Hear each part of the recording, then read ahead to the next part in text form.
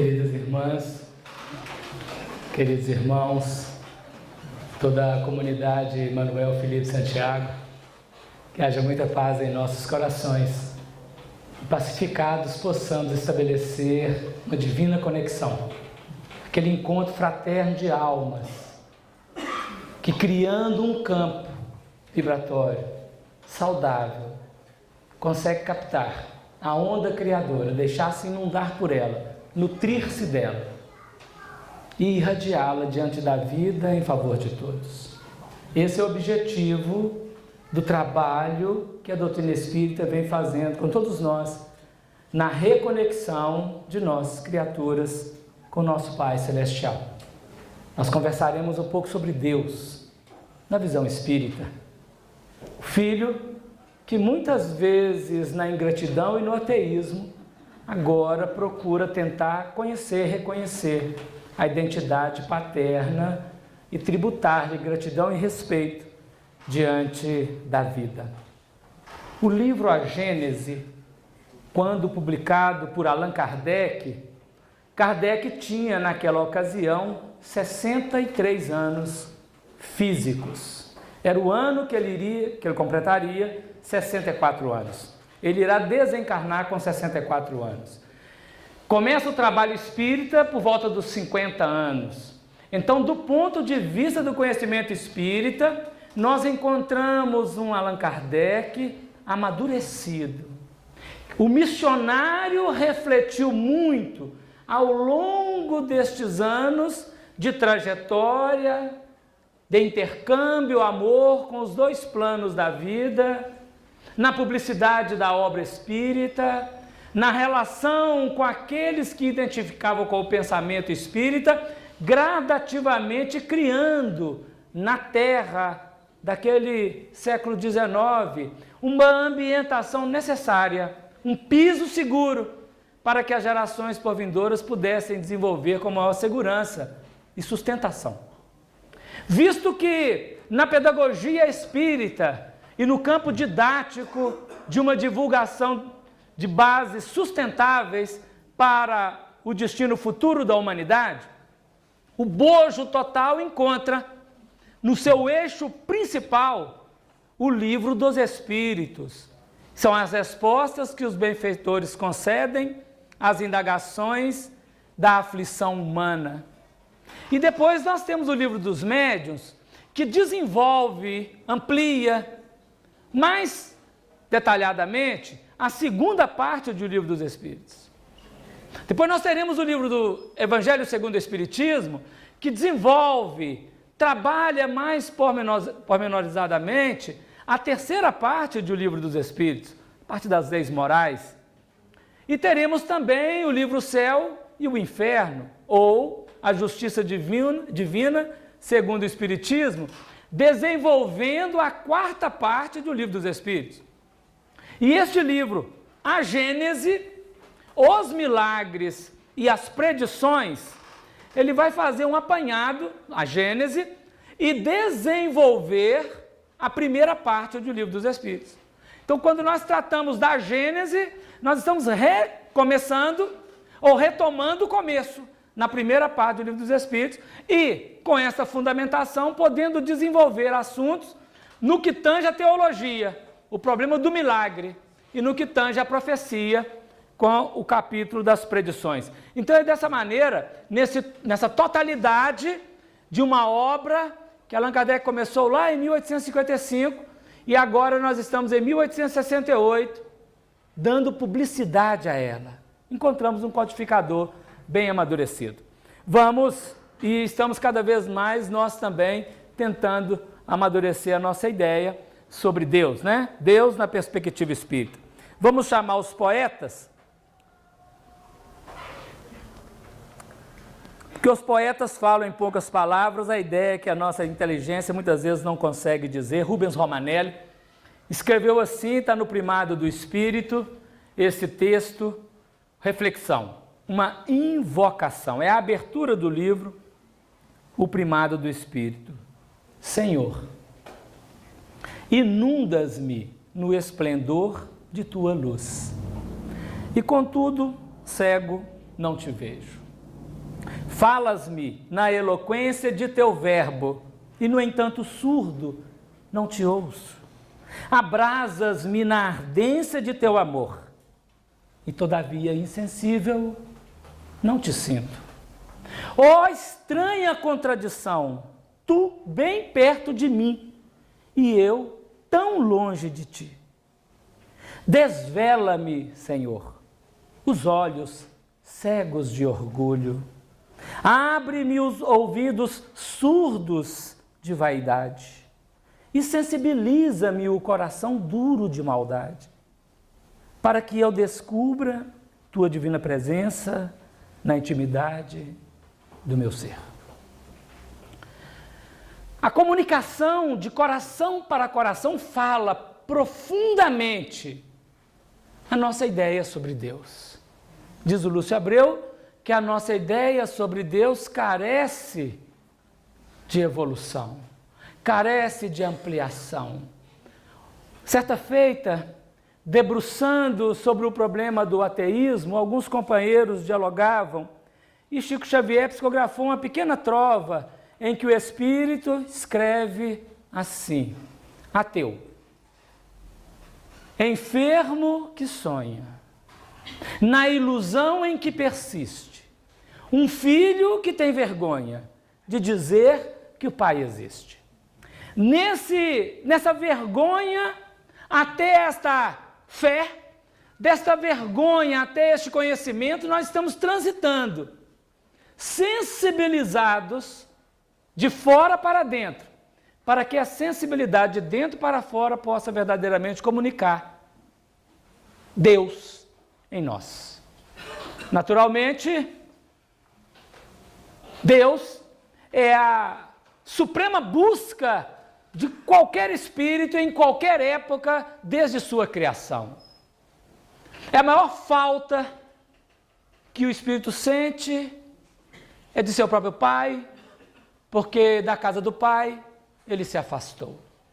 Porém, ainda não sabendo que está faltando esta essencialidade, este filho caminha por caminhos ermos, caminhos desconexos, procurando em terras longínquas satisfazer os seus interesses, tornando-se carente e procurando entre os cidadãos daquela terra encontrar a equação, e o cidadão pode unicamente direcionar este filho a cuidar de porcos.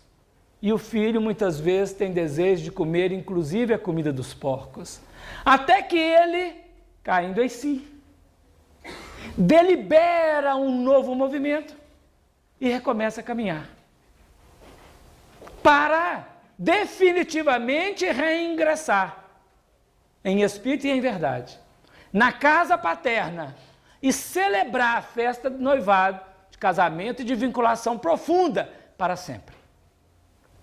É o projeto dos filhos pródigos ao retorno à casa paterna, do filho egoísta, que nós não sabemos ainda se nem quis voltar, mas vai voltar um dia, até quando nós pudermos conseguir verdadeiramente esta intimidade.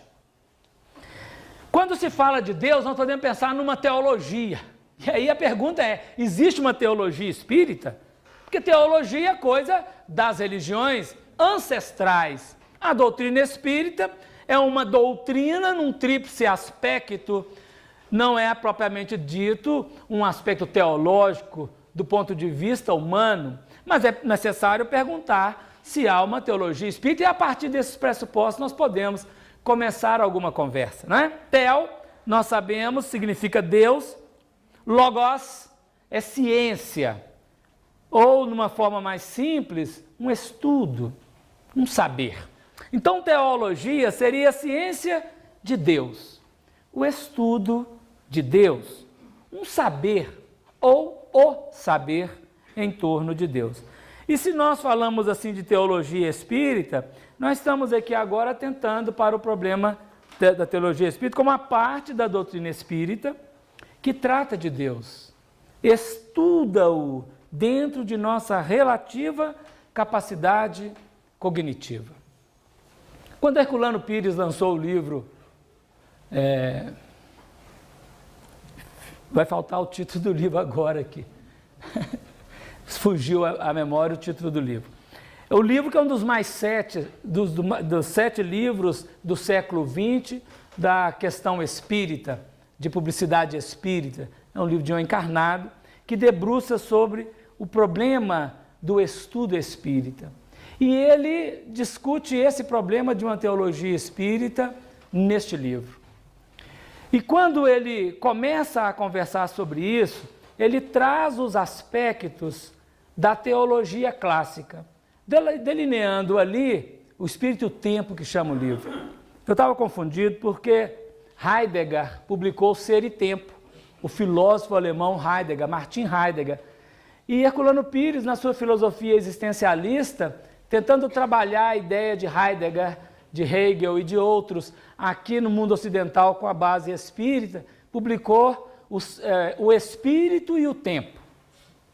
Então ele trabalha esse aspecto de uma teologia, definindo alguns pontos para a nossa observação. E aí, estudando lá e buscando na teologia clássica, a teologia clássica ela procura responder 6 grandes perguntas em torno de Deus. Pergunta primeira, definição de Deus. Segunda, da existência de Deus. Terceira, dos atributos de Deus. Quarta, da relação de Deus com o mundo e com os homens. Da natureza de Deus e da criação do mundo. São 6 itens fundamentais que são trabalhados dentro de um aspecto da ciência de Deus, de uma teologia. A teologia católica e protestante trabalham esses aspectos com algumas variações, buscando responder sobre Deus. É o Filho que debruça sobre si mesmo e sobre a cognição possível para refletir sobre a criação, sobre o Criador e sobre esta relação com a criatura do Criador.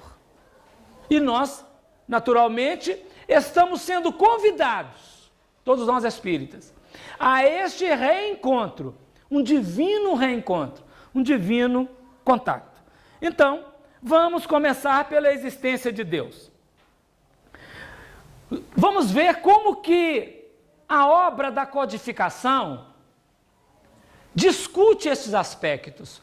Como que a obra da codificação, se ela tratou desses aspectos completamente, se essas perguntas ou estes pontos fundamentais de uma teologia clássica são trabalhados num ponto de estudo de ciência sobre Deus na obra da codificação espírita. O que mereceu do codificador, o que mereceu do Espírito Verdade e de todos aqueles que trabalharam com ele, este aspecto. Lembrando que um dos espíritos da codificação com maior atuação é o Espírito Santo Agostinho. E Santo Agostinho é um dos primeiros grandes pais da igreja, desenvolveu a patrística, lá no século IV para o século V da era cristã.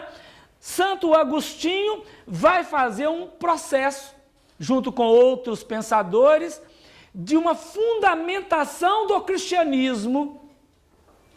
Santo Agostinho bebia da filosofia grega, Platão e o mestre Sócrates, e Santo Agostinho associa a filosofia de Platão e de Sócrates a fé que emergia natural e simples da Galileia, dos discípulos de Jesus e daqueles que lhe continuaram a obra nos primeiros 3 séculos. Santo Agostinho organiza e coloca a fé superior à filosofia. Abre um patamar de estudos que vai até o século XIII. No século XIII da era cristã, São Tomás de Aquino retoma e cria um novo sistema dentro da igreja, mas não mais sustentado em Platão e em Sócrates, mas agora sustentado em Aristóteles, abrindo para a experiência sensível. São Tomás de Aquino escreveu muita coisa, mas certa época da sua vida, ele teve uma vivência. Ele encontrou Deus. ou foi encontrado por Deus. E nunca mais São Tomás de Aquino falou nada, escreveu nada. E alguém perguntou para ele se ele não iria escrever mais nada. Ele falou: o que eu escrevi é palha perto do que ele sentiu. Que saiu da experiência acessível do ego, do intelecto, para sentir na divina intimidade do seu ser, tendo possível dele a grandeza de Deus. Também foi assim com Santo Agostinho. Dizem alguns comentadores que Santo Agostinho cogitava às margens do mar, em torno de Deus. Do bem e do mal. Se ele é causa, como é que tem um efeito tão desastroso? Se ele é o bem, como tem o mal? E cogitando em torno de Deus e das questões que envolvem Deus, Santo Agostinho, depois de ter transitado pelo paganismo, agora crente, ele vê um menino correndo na praia com uma colher, buscando água no mar e colocando num buraco na areia.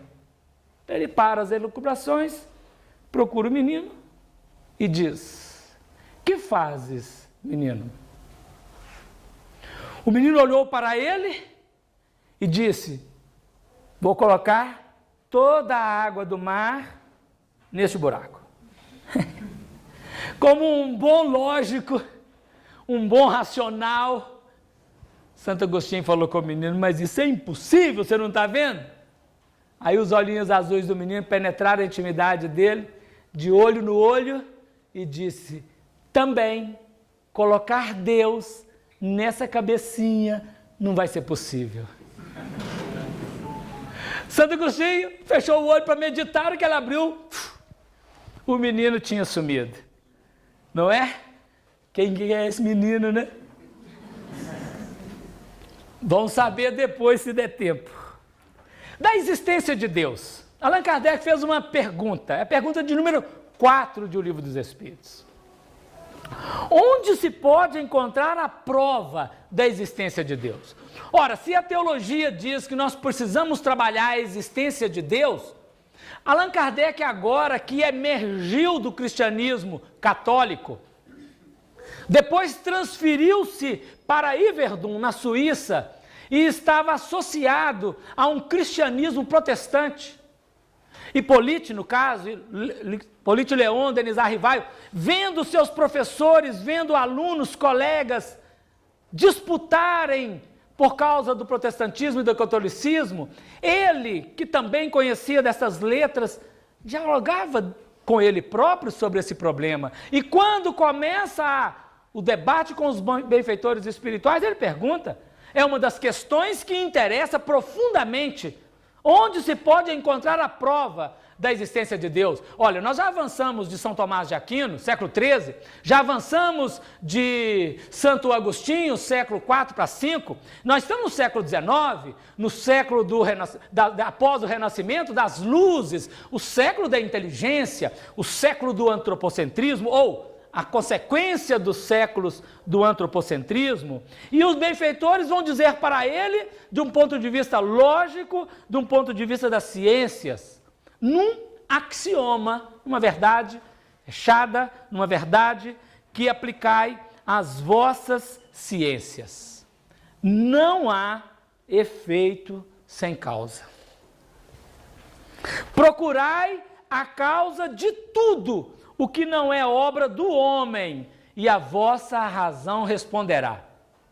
Dentro deste plano de observação, dentro desta resposta que não chama para explicar Deus o aspecto místico, mas o aspecto ciência, não o aspecto religioso, mas o aspecto razão, abre um patamar novo. Porque agora Deus não é mais, está separado a natureza e a ciência e a filosofia, o Espírito e Deus numa separação. Já agora temos, num problema de Deus, a busca de uma resposta, de uma compreensão, de um entendimento lógico no processo da ciência. A mesma frequência que se aplica à ciência pode se aplicar ao grande autor da vida. E Allan Kardec faz um pequeno comentário após esta questão, e ele diz assim dele próprio: para crer-se em Deus, basta, se lance o olhar sobre as obras da criação. O universo existe, logo tem uma causa. Duvidar da existência de Deus é negar que todo efeito tem uma causa. E avançar que o nada pôde fazer alguma coisa. Virão os físicos quânticos com a teoria do caos. Vão trabalhar ideias, um caos organizador. Mas aqui temos uma base fundamentando a nossa ideia de que o efeito diz de uma causa, o fruto diz de uma árvore. Todo efeito, ele não sendo obra do homem, ele há de ser obra de alguma outra coisa que não foi vista elaborando aquela coisa.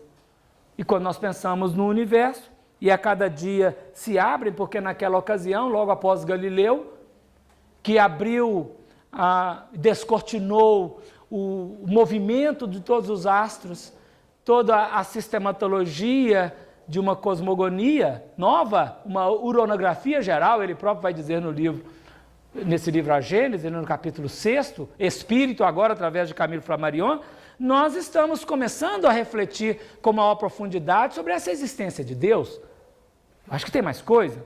Na questão número 5, Allan Kardec irá perguntar assim: que dedução se pode tirar do sentimento instintivo que todos os homens trazem em si da existência de Deus? Bom, agora ele sai da pergunta de onde encontrar essa prova da existência de Deus, e ele parte de uma premissa.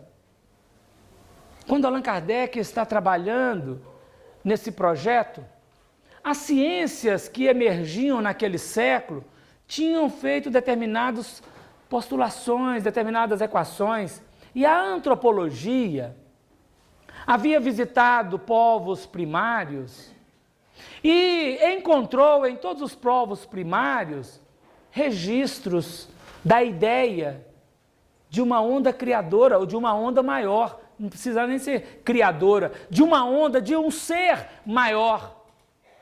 Seja na Polinésia, seja na África, seja em Lagoa Santa, os pesquisadores irão encontrar registros ancestrais.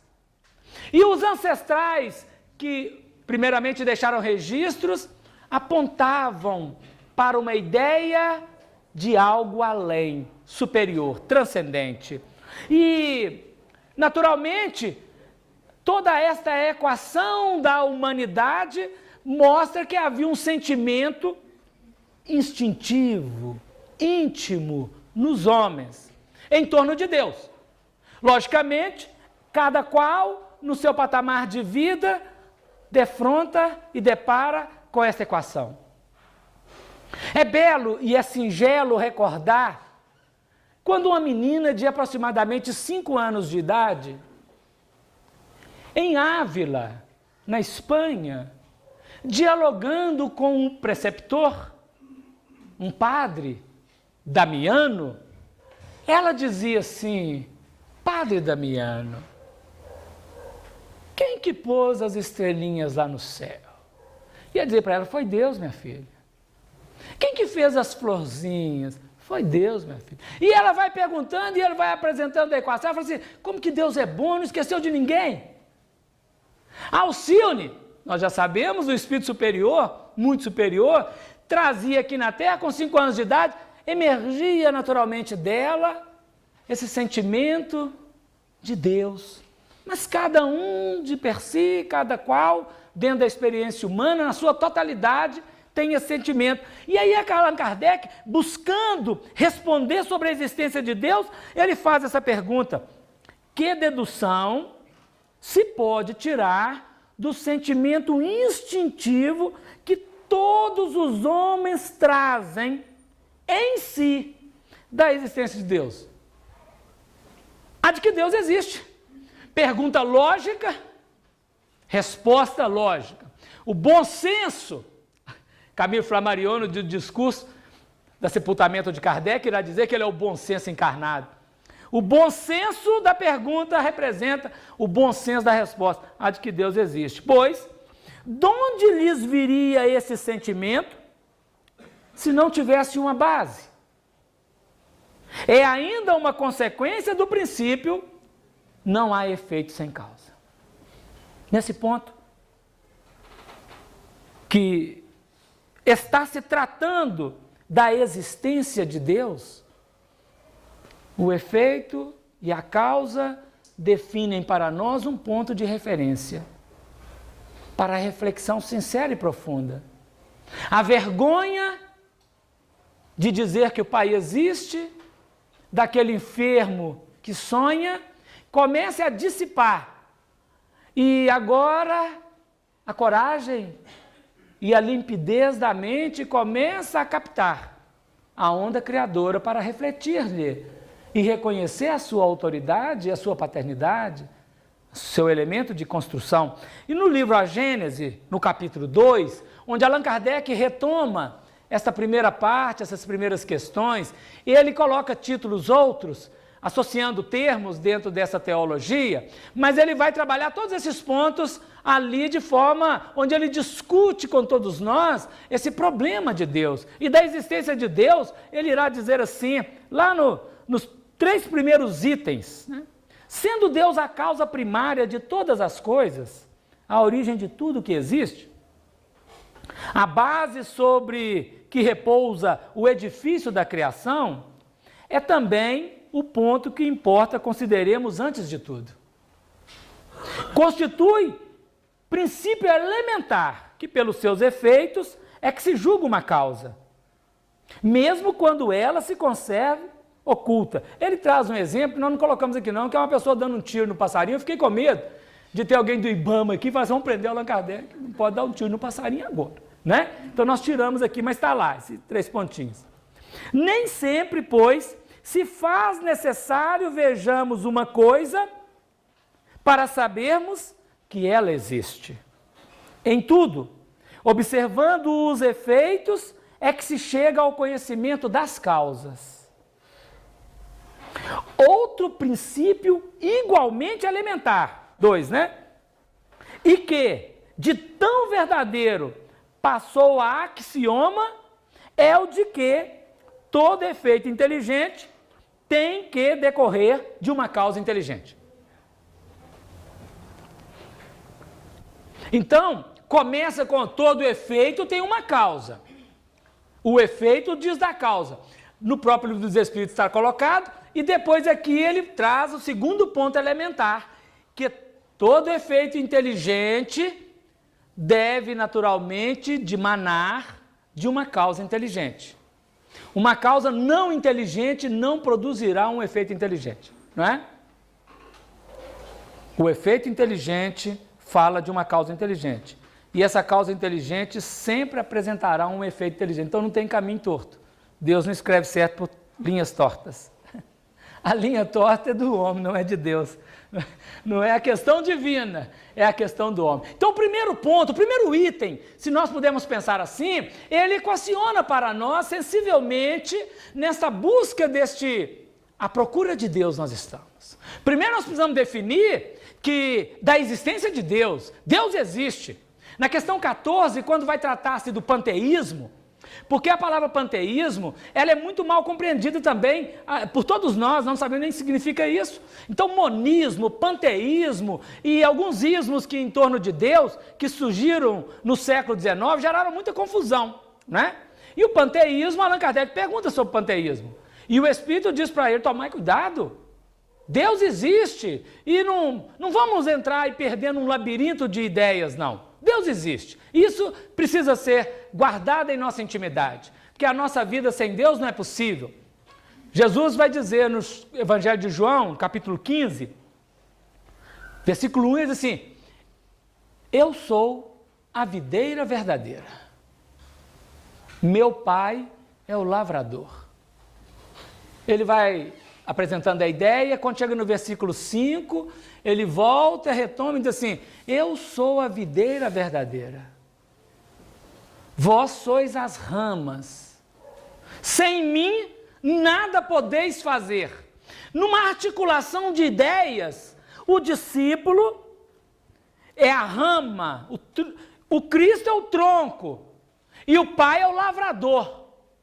Nesta engrenagem, ninguém pode operar sem a sintonia com o Cristo, operar com êxito, sem a sintonia com o Cristo. E o Cristo sempre opera em sintonia perfeita com o Pai causal, Criador. Então aqui nós temos um movimento em que, para que a nossa obra possa efetuar-se na vida com alguma sustentabilidade, ela tem que estar vinculada ao eixo, ao tronco da árvore, que é o Cristo, e está vinculado ao lavrador, que a plantou e transplanta como precisar. Mas um outro item que nós vimos lá naquela série de 6 itens é sobre os atributos de Deus. Quando Allan Kardec trabalha no livro A Gênese, ele coloca os atributos junto com outro item, nós veremos a parte aqui, porque ele tá, no livro dos Espíritos ele está separado. Está dentro do mesmo item, mas está separado por questões, né? E aí Kardec faz uma seguinte pergunta, no livro dos Espíritos. Quando dizemos que Deus é eterno, infinito, imutável, imaterial, único, onipotente, soberanamente justo e bom, temos ideia completa de seus atributos? Então, quer dizer, nós definimos algumas palavras para falarmos sobre as qualidades dele, os atributos dele, o Senhor Deus, e Allan Kardec busca essas palavras, que é da teologia, e apresenta aos espíritos benfeitores. E eles respondem assim, a questão de número 13, não é? Do vosso ponto de vista, sim. Porque credes abranger tudo. Sabei, porém, que há coisas que estão acima da inteligência do homem mais inteligente, as quais a vossa linguagem, restrita às vossas ideias e sensações, não tem meios de exprimir. Continua a resposta. A razão, com efeito, vos diz que Deus deve possuir em grau supremo essas perfeições. Porquanto, se uma lhe faltasse, ou não fosse infinita, já ele não seria superior a tudo. Não seria, por conseguinte, Deus. Para estar acima de todas as coisas, Deus tem de se achar isento de qualquer vicissitude, de qualquer das imperfeições que a imaginação possa conceber. A nossa ideia sobre Deus carece de evolução. Aí Allan Kardec retoma no livro A Gênese, ele amplia um pouco daqueles itens que ele colocou no livro dos Espíritos. No livro A Gênese, ele vai tratar desses itens aqui, nesse capítulo 2. E ele começa dizendo: Deus é a suprema e soberana inteligência. Ora, nós estamos trabalhando com seres inteligentes. Estamos no século dos enciclopedistas, no século em que a inteligência assume uma primazia, no século em que o homem ufana do seu saber, das ciências, e o homem diz que não precisa de Deus, alguns quadros, alguns homens, alguns pensadores, e tenta equacionar a vida pela razão. E aí Allan Kardec vai trabalhar este item, que Deus é a suprema e soberana inteligência. Qualquer item de inteligência que pensarmos para o homem, Deus está além, não somente além, está supremo a isso, de maneira que o Espírito criado, o Filho, em maneira nenhuma chegará a esse absoluto. Ele sempre será, em relação a esse 10, uma dízima periódica de 9,99999 ao infinito, mas não chegará a Deus. Ele não chegará a 10, porque a criatura, ela não é eterna, que é o segundo item. Deus é eterno. Teve um filósofo, pensador teólogo, brasileiro, nasceu em Tubarão, Santa Catarina, Huberto Holden. E ele, no final da sua vida, passando uma época de uma angústia profunda, de uma aflição, ele escreveu vários textos, publicou com forma de um livro chamado Deus. O livro chama Deus. É um livro de uma alma em conflito, uma alma aflita, mas não deprimida, não fugindo, uma alma que aspira. Ele depois, uma reedição do livro, ele faz pequenos adendos, mas diz o eixo principal está correto. E num dos itens, esse eterno, ele escreve assim: um dia, ouvi de alguém a expressão, Deus é eterno. E esta questão explodiu dentro de mim, revirou toda a minha mente, toda a minha cognição. Porque é possível pensar numa eternidade da agora para frente, para sempre. Mas pensar numa eternidade para trás não era para ele, né? Para nós tranquilo, mas para ele não era, talvez. E ele começa, a palavra que me acompanhou toda a vida, Deus é eterno. E nesta eternidade divina, antes de qualquer coisa, se é que podia ter antes de qualquer coisa, Deus é. Enquanto o existente existe porque teve um início, Deus é, simplesmente é, sem mácula nenhuma, sem nenhuma nesga de negatividade, plenamente é, luminosamente é, puramente é. E ao pensar nesse componente de eternidade, uma coisa que não tem começo, nunca teve, existiu sempre, e que gerou tudo, num determinado tempo, que não tinha tempo, que estava no infinito. O que é que nós vamos pensar sobre isso? A gente desce lá do Beto Rodo e vai para o cantor popular, do Legião Urbana, quando ele diz assim, o infinito é um dos deuses mais lindos. E ficamos por aí. Porque o que é que nós vamos falar do infinito? É a pergunta de número 2 do Livro dos Espíritos. O que é o infinito? É o que não tem começo e não tem fim. Tudo bem? O desconhecido.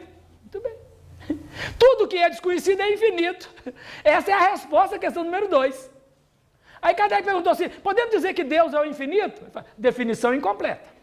Está falando de uma coisa que não conhece, por outra coisa que não é conhecida, definir que Deus é infinito e falar, não definiu nada.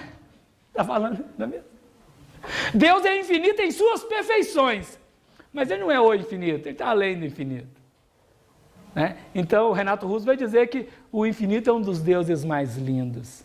E essa eternidade e o infinito, que são expressões que ainda tocam e sensibilizam e ficam assim meio esquisito de entender, aí eu li o Roberto Rodo e comecei a pensar comigo essa eternidade de Deus também. Mas não dá para pensar, porque começa a pensar da sede, da fome, da sono, porque a gente vai remontando antes do Sol. O sistema solar a Terra tem 4,5 bilhões de anos. Aí vai antes do Sol. O Sol tem cerca de 5 bilhões de anos, 5 alguma coisa bilhões de anos. Então antes do Sol, a Via Láctea tem 6 bilhões de anos. Muito bem. Aí antes da Via Láctea, o Big Bang tem 13 bilhões de anos. Aí eu falei, e antes do Big Bang? Agora danou. E antes do Big Bang? Meu Deus do céu. Antes de 13 bilhões de anos, antes de qualquer coisa material, Deus é. Plenamente é. Gente do céu, meu Deus. E é muito complexo pensar nessa eternidade. De uma coisa que não teve começo e não vai ter fim, mas é essa complexidade maravilhosa que nos atrai. Venha! Eu te aguardo de braços abertos para o grande amplexo na construção da vida. E Kardec coloca isso para nós, numa forma racional, para abrir, sensibilizar a nossa inteligência sobre Deus, para entendermos que carece de ampliar possibilidades de conhecimento. E Deus é imutável. Não pode haver variação, não pode haver mudança, porque a mudança é coisa da matéria. Em Deus não tem mudança, Ele é o mesmo, lá naquela eternidade, antes do Big Bang. Que não tem nem mais tempo para a gente falar, porque o Big Bang é 13 bilhões, antes disso não tem mais tempo. E Ele é além de qualquer matéria, diz o Gênesis, na expressão do 7º dia, que Deus descansou de toda a sua obra que criara. Ainda não descansou então, porque a obra ainda está completando, né? O homem é um ser inacabado, o homem ainda não completou. Isso, nossa, aqui deve ter lugar do universo que ainda está no primitivo ainda, não é mesmo? Então, Deus está trabalhando, trabalha até agora, no gerenciamento e na manutenção dessa obra mutável que é a matéria, o ser na matéria. Mas Deus é imutável, não pode ter mudança. Imagina uma coisa que não muda nunca, gente. Nós temos um colapso quando a gente lê o livro Nosso Lar, não sei se os irmãos têm, eu aqui, né? Quando nós lemos o livro Nosso Lar, em 1939, o governador de Nosso Lar tinha 114 anos que ele era governador. Aí pensei, 114 anos, uma pessoa é governador. Teve greve no governo dele, né? Teve 30 anos de greve. O pessoal queria comer umas coisas lá que ele não queria que comesse mais, né? Mas ele manteve firme. E aí não veio nenhum adendo que mudou a governança de Nosso Lar. Para nós continua. Então, em 2025, ele vai completar 200 anos de governança em Nosso Lar. Aí eu pensei, já é longo demais, 200 anos, o mesmo governador, não é? Imagina Deus que não muda nada, nunca mudou, é sempre o mesmo. No Apocalipse diz assim, que era, que é e que há de ser. O alfa e o ômega, a causa e a chegada. O ponto, o início e o fim, né? Como diria o outro filósofo baiano. O início, o fim e o meio, não é? Então são elementos que abrem para nós entender o que é esta eternidade e imutabilidade, o mesmo sempre. Não há mudança, não há variação. Deus é imaterial, ou seja, não pode ter nada de material em Deus. É o que o Santo Agostinho debruçava. Deus é imaterial, mas tem a matéria. Deus é a bondade plena, mas tem a maldade. Quem que é isso? Como que nós vamos entender? Se Ele é causa de tudo, como nós vamos entender esse mecanismo? Como nós vamos... E aí o menino vai dizer para Santo Agostinho que não dá para colocar Deus na cabeça. Então a gente pergunta e aguarda. As respostas vão chegar ao tempo, não é? É como diz a Alta de Souza. Volve ao teu templo interno e abandonada, a mais alta de todas as capelas. E as respostas mais lindas e belas hão de trazer-te alegre e deslumbrado. Né? Deus responde em ti mesmo e te esclarece, com a força eterna da consolação. Deus responde em ti mesmo e te esclarece, com a força eterna da consolação. Por isso, a lei de Deus não está escrita em livro. Está também, mas não está. Que ela está escrita na consciência, nós aprendemos com os Espíritos. Deus é onipotente, ou seja, todo o poder nele próprio. Se tivesse um outro Deus, imagine que esse quadro aqui fosse a totalidade de tudo que nós chamamos de universo. Deus é dono de tudo. Se tivesse outro, estava dividido. E aí já tinha problema, tinha uma cerca, né? Aí tinha que regulamentar o uso, né, da cerca. É um problema, né? Pagar pedágio, quer dizer, aí já teria problema. Então Deus é onipotente. Na onipotência dele, ele tem todo o poder. Não há nenhum outro que iguala a ele em poder, que compete com ele em poder, que disputa com ele poder. Ele é poderoso plenamente. E nesse poder plenamente, ele é soberanamente justo e bom. Na esfera da justeza, na esfera da bondade, na esfera da misericórdia e na esfera da justiça. É o clima espontâneo que numa imagem gráfica é a cruz do Cristo no ângulo de 90 graus. A horizontalidade da justiça e a verticalidade do amor está plenamente integrada num equilíbrio perfeito nos 4 ângulos de 90 graus, para a gente poder ter uma ideia do que é soberanamente justo e bom. Como é que conseguimos aplicar justeza e bondade nas ações cotidianas, nas ações nossas diante da vida? Deus obra com isso, apesar das aparentes incongruências da vida, porque é o olhar defeituoso de quem olha. Deus obra com isso em cada segundo da vida, porque nada se repete. Uma das definições de Deus mais antigas, que vem da China, a China que é mãe de quase tudo que tem na Terra, a China vai dizer assim, a China milenária: Deus é o irrepetível. Nada repete. Nós podemos ter 1 bilhão de reuniões aqui no Manuel Felipe Santiago. Nunca vai repetir uma coisa igual a outra. Cada dia é diferente, tudo é diferente, né? Essa irrepetibilidade, os filósofos gregos debruçaram sobre isso. Kierkegaard, ao propor o existencialismo, ele debruça sobre isso, sobre essa coisa do irrepetível, a irrepetibilidade. Nada repete. Tudo é novo a cada segundo. E este novo, essa novidade é soberanamente na expressão boa e justa. Boa e justa. E Deus é infinitamente perfeito. Se ele fosse finito, era possível atingir mais um pouquinho. Se ele fosse quase totalmente perfeito, ele já tinha que... Aí já não seria Deus. Podia ter uma falha. Então Deus é infinitamente perfeito, porque a palavra infinito é uma palavra que para nós fica difícil, é desconhecido, né?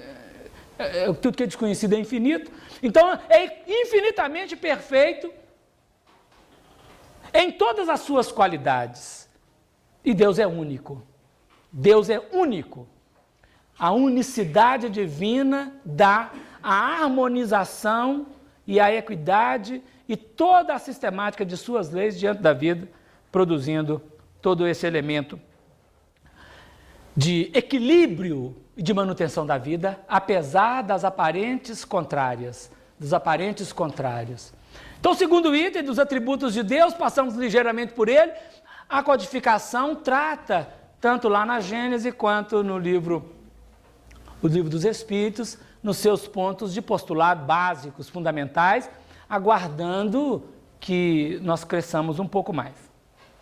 Agora nós entramos num outro item, que é a relação de Deus com o mundo e com os homens. Este é o item mais trabalhado pela codificação espírita. É o item mais trabalhado pelas religiões. Relação. Nós precisamos aprender a relacionar. Relacionamento. Eu, tu. Na prece de abertura, o nosso irmão Fausto lembrou o primeiro e maior mandamento, amar a Deus acima de todas as coisas. E o segundo, que é semelhante ao primeiro, que é amar o próximo como a si mesmo. Eu me amo, amo o próximo. Eu me amando e amando o próximo, tal qual, na mesma igualdade, amamos a Deus. Porque João, na sua carta, diz: quem diz que ama a Deus e aborrece o próximo é mentiroso. Porque como irá amar alguém que ele não vê, não amando quem ele vê? Então a lei de amor define, amando aquele que eu vejo, eu estou definindo que amo também a Deus. Porque se eu disser que amo a Deus e aborreço o meu próximo, eu não estou sendo verdadeiro. Então a lei, o equilíbrio do triângulo isósceles vai dizer, a parte maior em Deus, acima de tudo, e as duas outras partes similares, iguais, eu, tu, próximo como a si mesmo, na mesma proporcionalidade, na mesma igualdade. Então, este item vai ser o mais bem trabalhado. Todo o Evangelho segundo o Espiritismo e toda a terceira parte do Livro dos Espíritos é dedicado a relacionamento.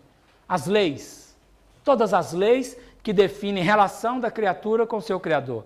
E Allan Kardec inaugura o item 20 dizendo assim, a providência é a solicitude de Deus para com as suas criaturas. Ele está em toda parte, tudo vê, a tudo preside, mesmo as menores coisas. É nisso que consiste a ação providencial.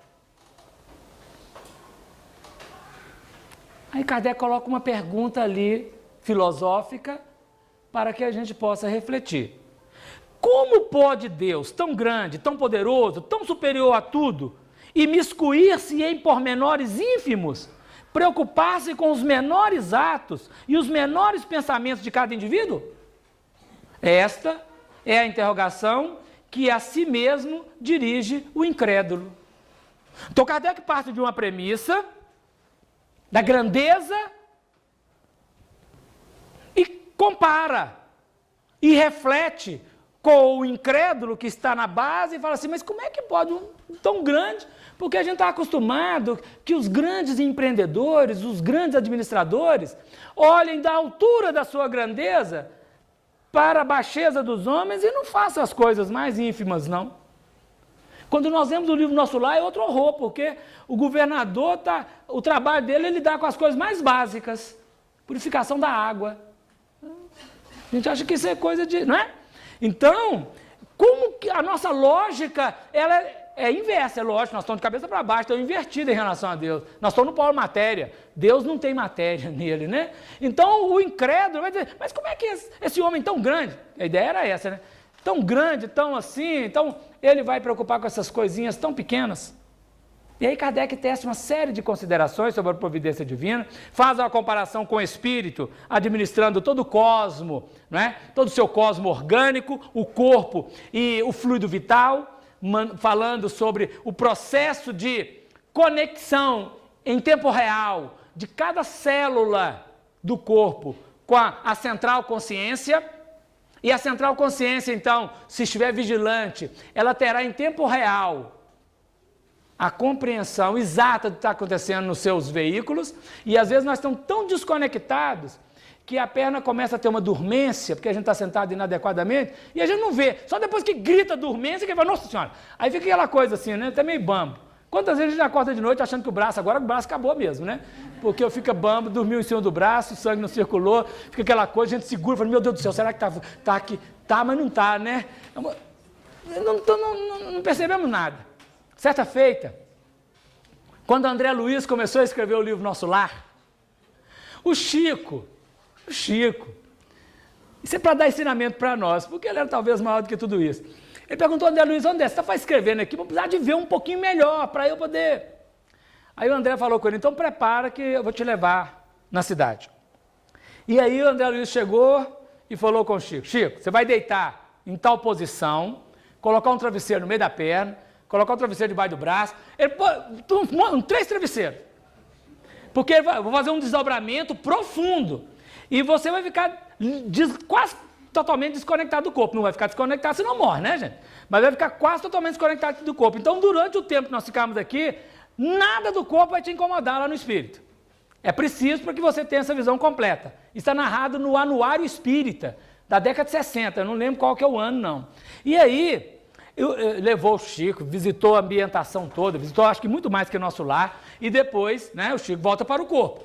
Porque nós, quando dormimos, estamos desligados, mas muitas vezes ficamos presos ali no quarto mesmo, em qualquer lugar que tiver, qualquer coisa que acontece no quarto, nós voltamos imediatamente, não é? E aí naquele momento, se nós dormimos um pouco em cima do braço, ou numa posição inadequada, começa a doer, o Espírito chama. E ali, com aquele desdobramento profundo que foi feito no Chico Xavier, precisava que não houvesse aquele colapso na circulação do sangue, da linfa e de todos os fluidos, né? No duplo etérico e no corpo físico, que estava naturalmente na cama, enquanto o corpo astral, o perispírito, estava com o Chico, e talvez ele tenha até desdobrado o corpo perispiritual, né? Porque André Luiz desdobra do perispírito para ir encontrar com a mãe dele numa esfera superior ainda, quando ele trabalha lá em Nosso Lar, né? Então são questões para... Aí Kardec trabalha isso, essa conectividade da central consciência na mente, no cérebro, no sistema nervoso, em todas as células. É uma conexão. E o espírito, então a consciência, tem ciência do que está acontecendo em todo o seu cosmo, em tempo real. Assim também somos nós, imersos no fluido cósmico universal, que é o hausto do Criador, a força nervosa do todo sábio, onde ela opera, e nele nós existimos e movemos, ou seja, qualquer coisa que aconteça, em qualquer lugar do universo, é uma célula divina que está tendo um movimento, e que a central consciência na transcendência divina, ligada à imanência, consegue compreender. É uma questão, né? Relação de Deus com o mundo e com os homens. Aí já no item 24, depois dessas considerações, Allan Kardec conclui assim, olha, para estender a sua solicitude a todas as criaturas, não precisa Deus lançar o olhar do alto da imensidade. As nossas preces, para que Ele ouça, não precisam transpor o espaço, nem ser ditas com voz retumbante, pois que, estando sempre ao nosso lado, os nossos pensamentos repercutem nele. Todos os nossos pensamentos, sentimentos, emoções lançadas na vida repercutem em Deus. tanto quanto uma célula mínima do dedinho mindinho, ao movimentar, ela repercute na central consciência. Estamos em contato pleno, diário, conexão diária com Deus a todo instante. Mas que pena que somos aqueles que temos vergonha de dizer que o Pai existe porque estamos enfermos, na ilusão em que persistimos, na maia. A maia é a grande ilusão. Olhamos para fora e precisamos aprender a olhar para dentro. Relação de Deus com o mundo e com os homens, a prece. A prece é o ponto mais fundamental dos itens da teologia espírita que Kardec nos ajuda a refletir na relação. Em que consiste a adoração? Está no Livro dos Espíritos. Vai dizer, na elevação do pensamento a Deus. Deste, pela adoração, aproxima o homem sua alma. Origina-se de um sentimento inato à adoração ou é fruto de ensino? Nós já vimos lá na questão anterior, 4, 5. Né? Sentimento inato. Sentimento inato, como o da existência de Deus. A consciência da sua fraqueza leva o homem a curvar-se diante daquele que o pode proteger. O que impede a consciência da fraqueza? O orgulho, a exaltação do ego de si mesmo. Então nós, ao desvestirmos-nos do orgulho, na humildade, na consciência da nossa fraqueza, o homem no mundo, Simão, é mais frágil do que perverso, disse Jesus. E nós precisamos reconhecer a nossa fragilidade. E ao reconhecermos a nossa fragilidade, nós nos curvamos àquele que pode nos proteger. Terá havido povos destituídos de todo o sentimento de adoração? Porque Lévi-Strauss e outros antropólogos encontraram essas equações da crença. E Kardec pergunta, terá havido povos destituídos de todo o sentimento de adoração? E o benfeitor responde assim, não, que nunca houve povos de ateus. Todos compreendem que, acima de tudo, há um ente supremo. Poder-se-á considerar a lei natural como fonte originária da adoração? Olha que pergunta bonita. Poder-se-á considerar a lei natural como fonte originária da adoração? A adoração está na lei natural, pois resulta de um sentimento inato no homem. Por essa razão é que existe entre todos os povos, se bem que sob formas diferentes. Está na lei de adoração do Livro dos Espíritos. Quais as formas diferentes? Nós tivemos uma das primeiras manifestações de adoração a Deus, para simbolizar Deus, as pedras, a litolatria, porque a pedra imóvel na praia, sozinha ao meu lado, ela me dá uma ideia de Caminhamos um pouco para a fitolatria. O Allan Kardec, sacerdote druida, os celtas, os druidas, eles adoravam os grandes carvalhos nos bosques da França, nos bosques da Alemanha. O Allan Kardec, sacerdote druida, tinha uma ideia de Deus da fitolatria.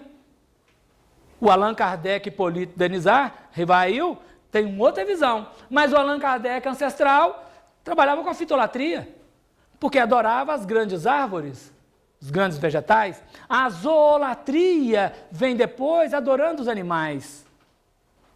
Depois nós avançamos um pouco mais para o politeísmo e para a mitologia, adorando deuses, à semelhança dos homens, à semelhança dos animais, metade homem, metade animal, numa série de ideias, tanto no Egito, quanto na Grécia, quanto em outras coletividades, até atingirmos a ideia básica do monoteísmo. O monoteísmo revela o Deus transcendente.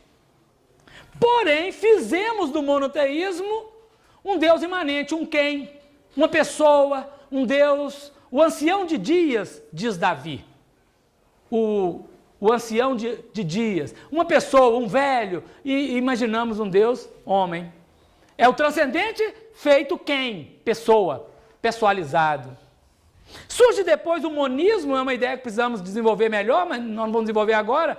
E o monismo fala de um Deus que revela o imanente.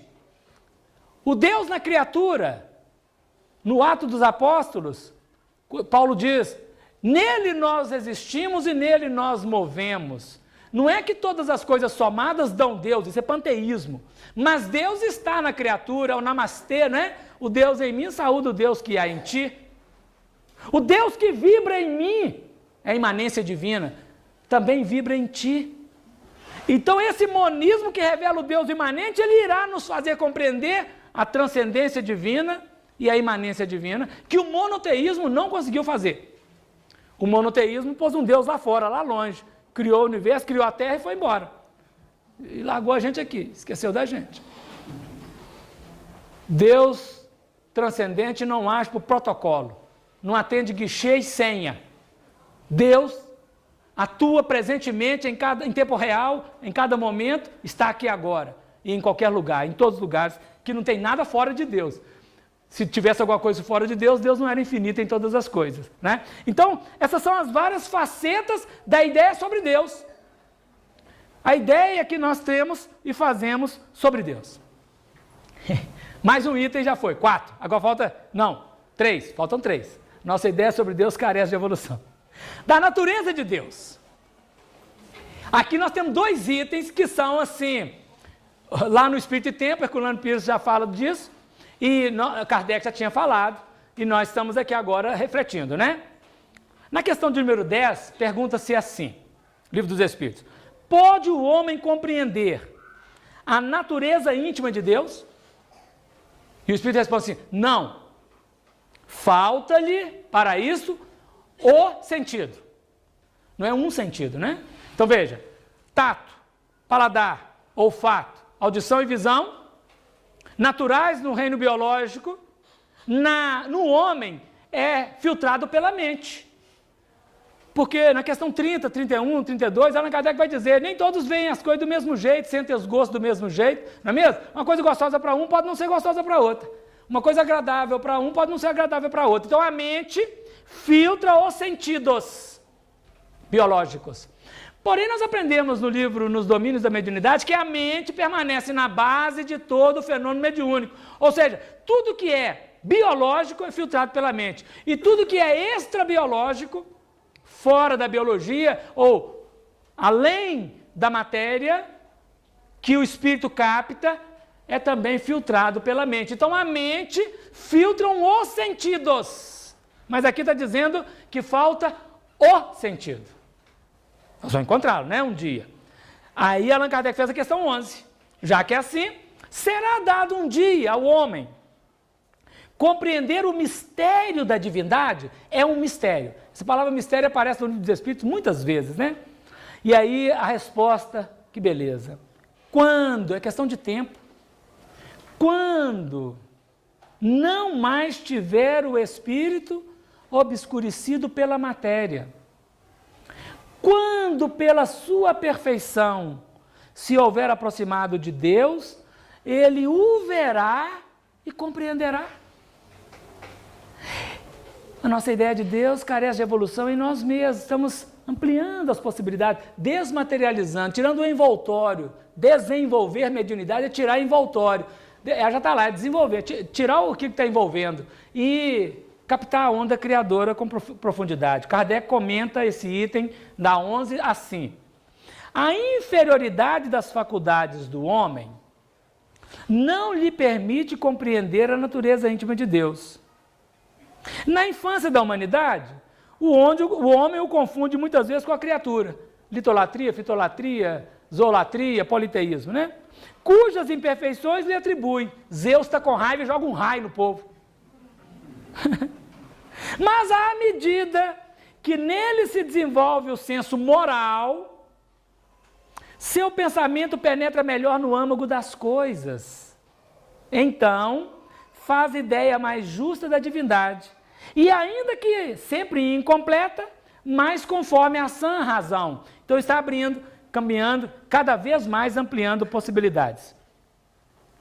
Agora a criação do mundo, outro item. Isso aqui é rapidinho, nós já vimos, então nós vamos melhorar um pouco mais, é um terreno, né? Precisamos ampliar o nosso horizonte. Criação do mundo é o outro item. Como criou Deus o universo? Porque são pontos que ainda não estão totalmente equacionados na nossa intimidade. Tem assunto, mas não está totalmente equacionado. Como criou Deus o universo? Para me servir de uma expressão corrente, direi, pela sua vontade. Nada caracteriza melhor essa vontade onipotente do que estas belas palavras da Gênese. Deus disse, faça-se a luz, e a luz foi feita. O Espírito que respondeu colocou assim, da Gênese, né? O texto geralmente a gente chama de Gênesis, lá de Moisés. Mas é isso, né? A mesma coisa. Deus disse, faça-se a luz, e a luz foi feita. É a palavra bonita, que ele está respondendo a uma pergunta científica, filosófica, com uma palavra mística, né? Espiritual, do texto bíblico, do texto que gerou polêmica entre o Galileu. Não teve polêmica que o Galileu não respondeu, né? Aí Kardec faz uma nova pergunta, 38 e 39. Poderemos conhecer o modo de formação dos mundos? Ora, isso aqui não é, e como nós temos com Emmanuel, a formação da Terra no sentido da aglutinação dos elementos retirados do Sol para formar a Terra, naquele ponto do espaço, circulando em redor do Sol. Não é essa formação exatamente. Ele está buscando da questão da matéria, não é? E todo o ponto, desde o Big Bang, que hoje nós já sabemos que é Big Bang, por causa da ciência, mas que não tinha essa ideia naquele tempo, né?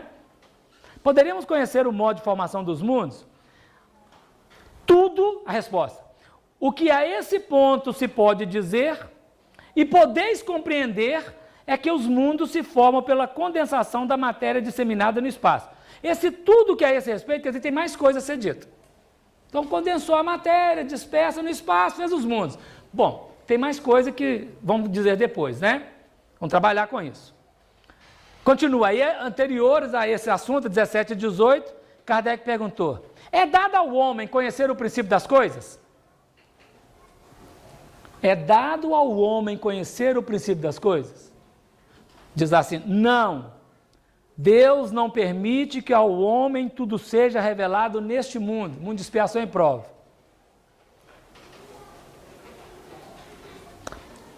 (18) Penetrará o homem um dia o mistério das coisas que lhe estão ocultas? O véu se levanta a seus olhos, à medida que ele se depura.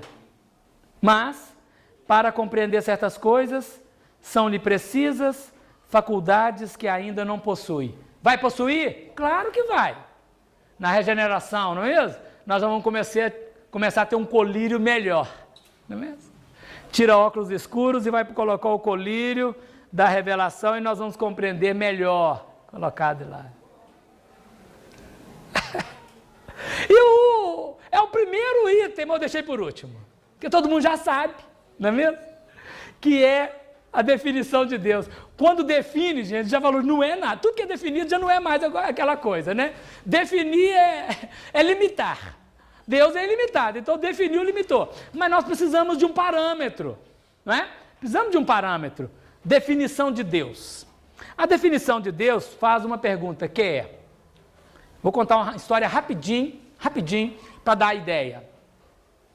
Quando Sócrates começou o seu trabalho, montando a sua academia, tendo alunos, um certo aluno de Sócrates foi ao templo de Apolo, na cidade de Delfos, e disse para Apolo, sou aluno de Sócrates.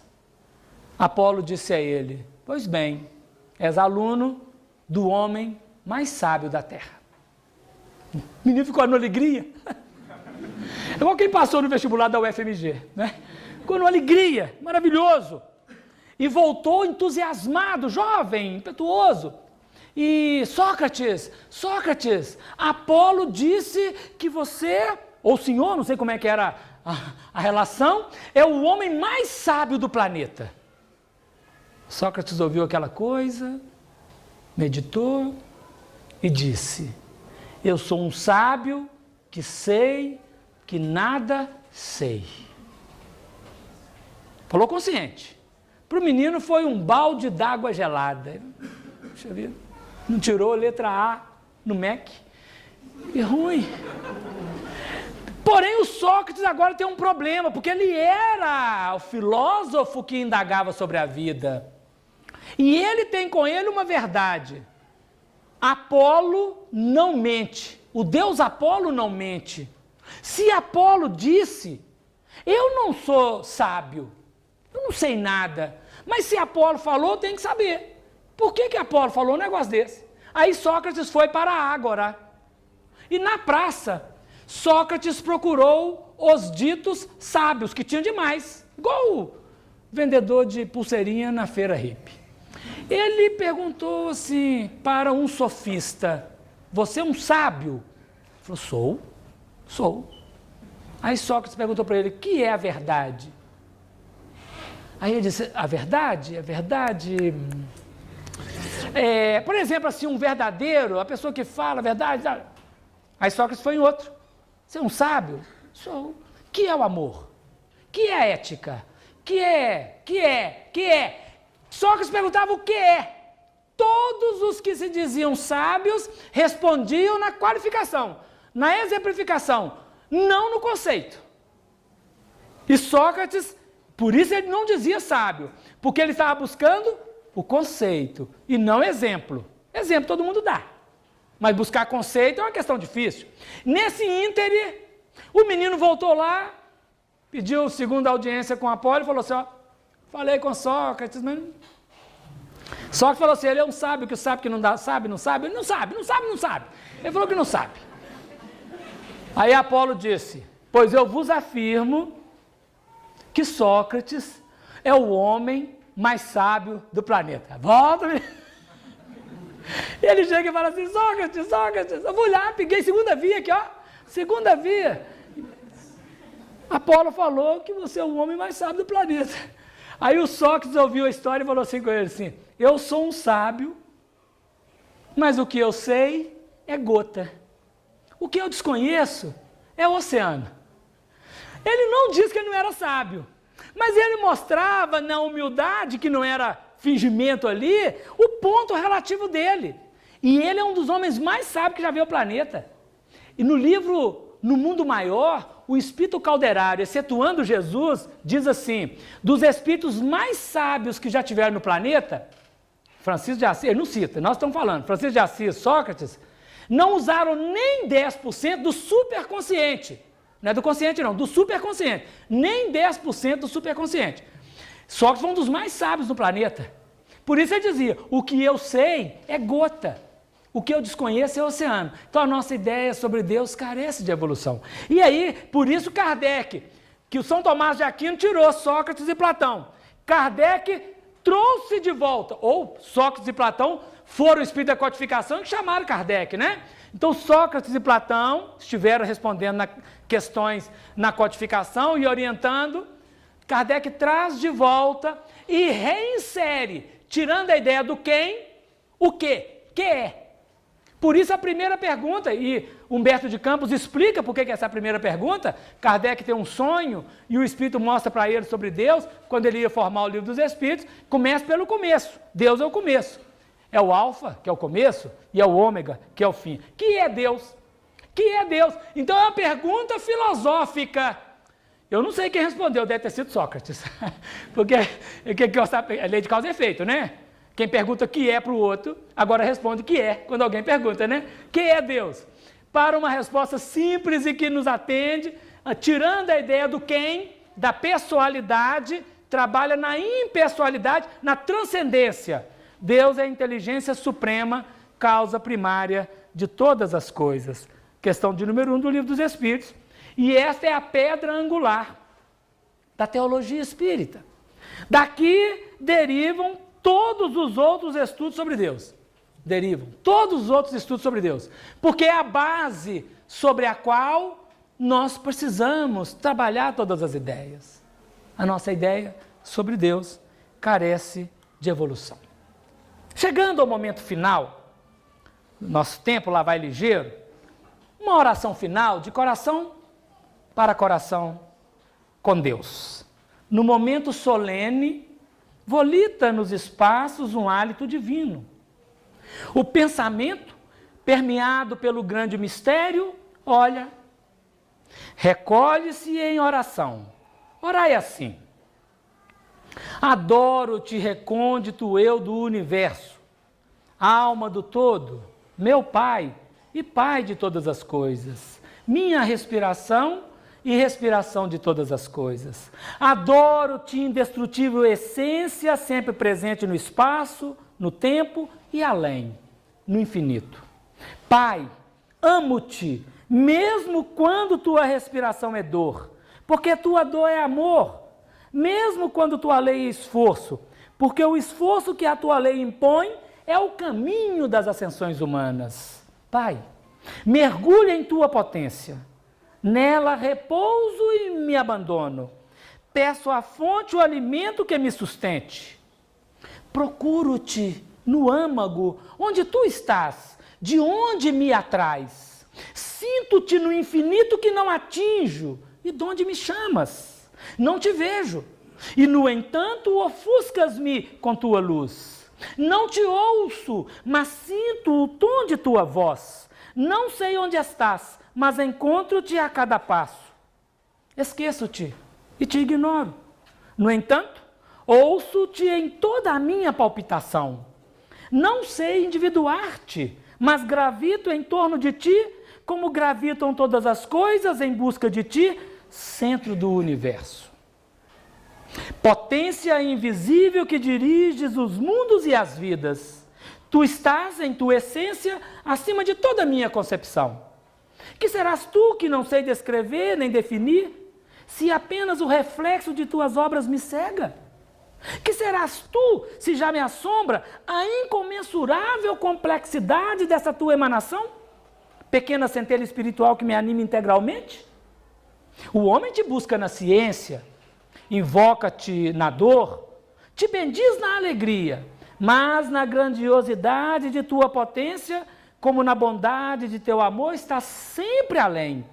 Além de todo o pensamento humano, acima das formas e do vir a ser, um lampejo do infinito. No ribombar da tempestade está Deus, na carícia do humilde está Deus, na evolução do turbilhão atômico, na arrancada das formas dinâmicas, na vitória da vida e do espírito está Deus, na alegria e na dor, na vida e na morte, no bem e no mal está Deus. Um Deus sem limites, que tudo abarca, estreita e domina, até mesmo as aparências dos contrários, que guia para seus fins supremos. E o ser sobe de forma em forma, ansioso por conhecer-te, buscando uma realização cada vez mais completa de teu pensamento. Tradução em ato de tua essência. Adoro-te, supremo princípio do todo, em teu revestimento de matéria, em tua manifestação de energia, no inexaurível renovar-se de formas sempre novas e sempre belas. Eu te adoro. Conceito sempre novo, bom e belo. Inesgotável lei animadora do universo. Adoro-te, grande todo, ilimitado além de todos os limites do meu ser.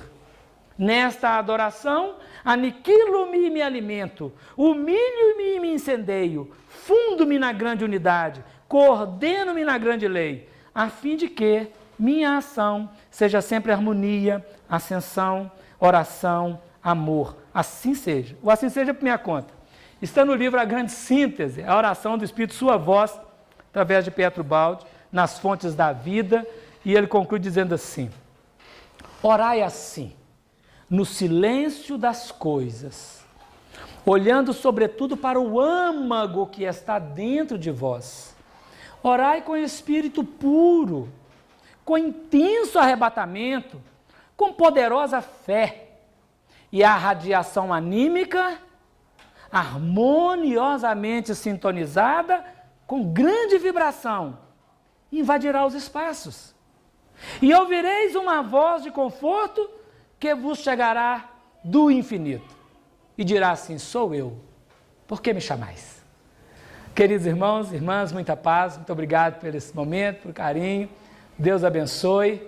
esta 21ª, 21 anos, hoje dia 21, hoje é dia de Inconfidência, dia de independência no plano humano, que seja de independência também no plano do Espírito, né? Que Deus possa abençoar nosso coração. Muito obrigado pelo carinho de vocês, por esse momento, Deus abençoe. Muita paz. Devolvemos a palavra ao nosso Ricardo.